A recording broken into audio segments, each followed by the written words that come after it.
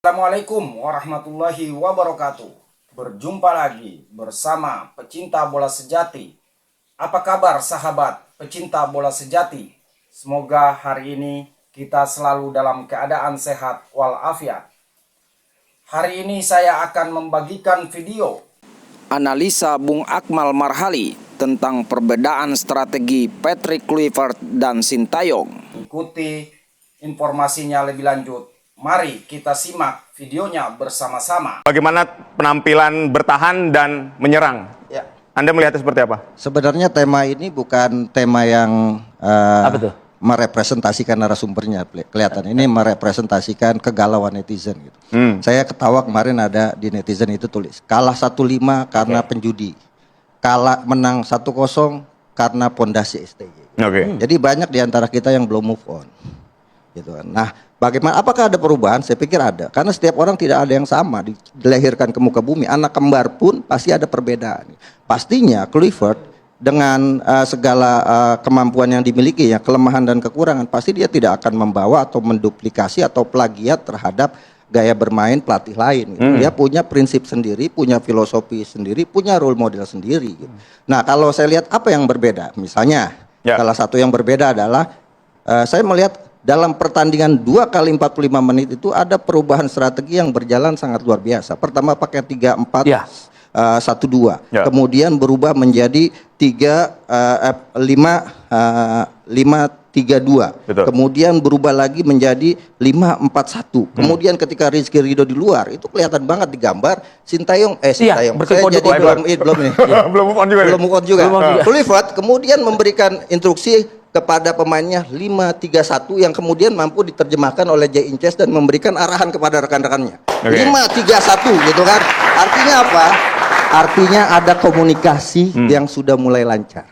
Ya kan, dengan kesamaan bahasa mungkin, sehingga kemudian dibandingkan dengan artinya ada kelemahan yang sebelumnya kan salah satu penyebab yang dilakukan oleh PSSI kan PSSI yang bilang sendiri salah satu penyebabnya adalah masalah komunikasi. Jadi komunikasi udah jalan, karena sudah berlangsung. Saya pikir itu salah satu kelebihan dari Kluivert saat ini bersama tim, adaptif dan fleksibel. Yang kedua adalah 25 Maret itu hokinya dari Kluivert juga. Saya senang. Kenapa hoki? Kok bilang hoki lagi? Ini kan ramai orang bilang segala sesuatu hoki. Orang lupa bahwa hoki itu adalah segala sesuatu yang diberikan kepada setiap orang karena keistimewaannya gitu kan. Jadi bukan berarti ada yang bilang hoki itu orang gak kerja keras, leyeh-leyeh dan sebagainya kemudian dapat keberuntungan. Enggak. Hoki itu, ini dalam Al-Quran nih, hoki itu disebutkan 40 ayat loh. Gitu kan, bahwa setiap orang yang beriman udah sholat dan sebagainya, kalau nggak punya muflihun, nggak punya hoki, nggak dapat apa-apa gitu. Artinya ini yang kemudian menurut saya yang penting. Karena kemarin banyak di netizen itu masih ada yang ngomongin saya soal hoki-hoki. Kapan lagi ngomongin hoki? Dan malam ini saya ngomongin hoki. Saya ingin memperjelas soal hoki gitu kan.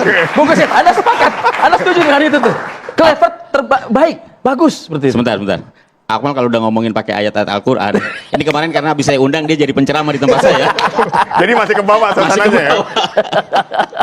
Enggak, apapun artinya kita harus respect dengan apa yang sudah dilakukan oleh Kluivert. Kita juga harus respect dengan apa yang dilakukan oleh Sintayong juga. Tapi setiap orang itu pasti berbeda. Dia mau mengatakan Kluivert udah tobat, gimana? Iya, jadi kalau kita bicara, kembali ke judul lah ya. Libas Bahrain, Kluivert, Trio STY. Ya masalahnya sih kalau emang iya gitu kan. Ya boleh-boleh aja. Tapi kalau saya sendiri sih sebenarnya nggak terlalu sepakat ya. Kenapa? Karena setiap pelatih itu kan pasti punya format berbeda-beda. Bisa juga sama, kan begitu. Ya ketika misalnya Indonesia kalah lawan Australia, waktu itu juga kan puzzle-nya nggak lengkap. Ya, waktu itu Justin Hapner nggak main. Betul. Iya kan. Kemudian mau tidak mau memang pilihannya adalah dengan formasi 4-3-3 walaupun akhirnya menjadi malapetaka kan begitu. Tapi kan kemudian ada koreksi. Ketika pemain sudah lengkap, Jaitzes, kemudian Rizky Ridho, kemudian juga Hapner sudah bisa diturunkan, kan kembali. Ya bagaimana kemudian Kluivert juga menyadari lah, saya pikir bersama asistennya juga Alex Pastor bahwa memang saat ini materi pemain yang paling memungkinkan untuk skema yang diturunkan oleh timnas, ya memang seperti itu 3-4-3 kan. Nggak mau juga dia mati konyol untuk kedua kalinya dengan format yang sama, jangan-jangan justru malah babak belur menghadapi Bahrain. Beruntung juga Bahrain kemarin mainnya nggak bagus. Bahrain main nggak bagus. Saya pikir dia mereka setelah juara Piala Teluk ya mengalahkan Oman, penampilannya akan bagus. Ternyata di luar prediksi. Nggak bagus juga. Nggak bagus. Udah nggak bagus, ngata-ngatain 300 juta masyarakat Nah. Indonesia lagi. Jadi saya pikir kalau kemudian Indonesia menang, memang harusnya lebih dari 1 gol, ya karena Bahrain sendiri Ya kan kesempatan kan ada 4 kan waktu itu. ada 4. Marcelino punya 2 kesempatan, Oke. ya dua-duanya tidak terjadi gol. Terjadi Kemudian gol. satu lagi Eliano. dari Eliano Reinders ya. Tapi oke lah, itulah sepak bola kan begitu. Nggak hoki berarti mas. Iya, nggak hoki Marcelino juga. 2 peluang nggak hoki. konsisten dengan Eliano hoki, nggak hoki nggak juga. hoki. Kalau dia punya hoki, dia dapat itu jadi gol. Gitu. Iya, jadi kalau kembali kepada formasi ya, saya pikir dengan apa yang ditampilkan oleh Kluivert, pastilah dia melihat lah apa yang pernah disuguhkan sebelumnya ya. Dia artinya juga nggak malu kok untuk melihat apa yang pernah dilakukan oleh Kluivert. Tapi kalau kemudian dikatakan apakah itu meniru, ya nggak juga lah. Oke. Tadi saya katakan bahwa pelatih pasti punya cara. Ya. Dia juga melihat pemain yang tersedia pada saat itu bagaimana. Ya, dan ternyata memang the best. Kemarin the best. Kalau Indonesia kemudian menang atas Bahrain, ya saya pikir wajar. Nah, kebetulan juga Bahrain mainnya Andai kan jelek. adaptif itu sudah dimulai sejak kita berada di Stadion Allianz Sydney. Adaptif tadi Iya, itu iya. gitu yang dikatakan oleh Bung Akmal gitu. Tapi kan kehancuran itu kan mungkin saja tidak sampai seperti itu gitu. Belum tentu juga. saya Belum tentu pikir. juga. Australia, walaupun sejumlah pemain utama Australia absen, tapi Ya. Australia grade-nya di atas Indonesia. Kita harus akui itu loh. Oke. Nah, tapi waktu lawan Indonesia di Jakarta memang 0-0. Ya. Tapi pada saat itu ingat, Australia lagi nggak bagus juga loh mainnya. Ada break 2 bulan dan saya pikir perubahan evaluasi yang dilakukan oleh pelatih Tony Popovic ya dari pelatih sebelumnya Sebelumnya, ya. ya. Itu ternyata berjalan dengan baik.